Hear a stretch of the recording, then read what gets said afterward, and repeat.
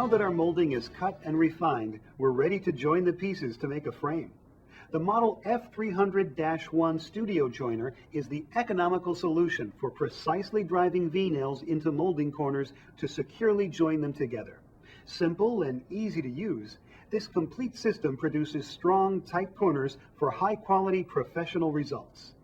Let's go over the types of V-nails, their size, and the quantity to use for different moldings.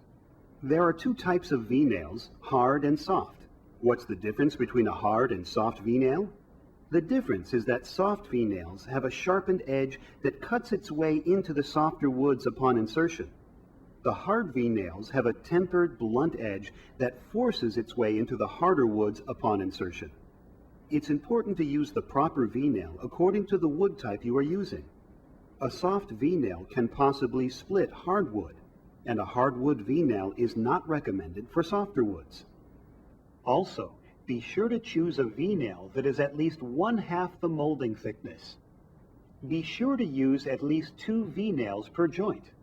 For moldings 1/4 inch to 1 3/4 inches wide, use 2 nails to secure each corner. For moldings 2 inches to 2.5 inches wide, use 3 nails per corner. You're ready now to join the corners of your molding. But before we do, I'd like to share a very important tip with you to assure professional results. Mark the edge of each miter cut with a light-colored stain marker to blend any seams that may show or exist once joined. Stain pen sets can be found at most art supply, craft, and hardware stores. It really makes a difference in your finished frame. For long-lasting, solid corners, begin by placing a small bead of wood glue onto the corner. Place your molding into the vise and clamp the jaw shut by pressing the spring button and sliding the handle. Tighten the handle firmly by twisting it to the right. To avoid making mistakes, it's a good idea to always put the longer length piece on the right-hand side of the vise and the shorter length on the left when joining. When placing the vise into the joiner, the molding must have the support underneath it to squarely drive in the V-nails. Use the spacer when the molding is not even with the horizontal plane. This diagram will provide you with some general guidance for whether or not you need the spacer.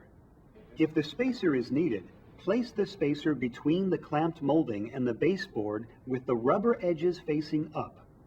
Then, position the clamped molding onto the spacer, positioning it so that the spacer is directly beneath where the V-nail needs to be pressed in. Use the levelers to hold up the ends of the molding. Simply spin them to the proper height. Adjust the beam height by lining up the depth gauge with the vise posts. Loosen the lever assembly knobs and adjust the beam so the depth gauge lightly touches the vise post. Tighten the knobs, being sure not to over-tighten them. Slide the corner of the vise under the magnetic tip. Now, load the V-nail by aligning it around the magnetic tip. Be sure the beveled, sharp edge of the nail is facing down. Space the V-nail 1/4 inch from the inside or outside corner.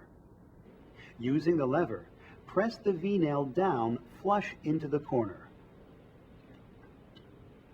Now, position the vise locating the V-nail half the distance between the first V-nail and the other corner. Then, load a second V-nail. And press down the lever to insert the second V-nail flush.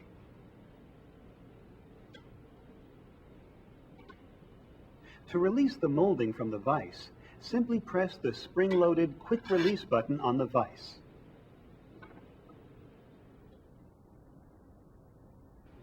Repeat on the other corners to complete the frame.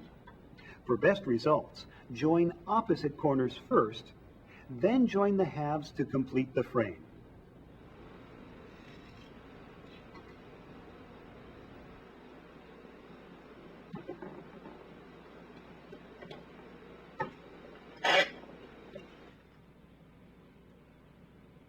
And that's all it takes to create a professional-looking frame.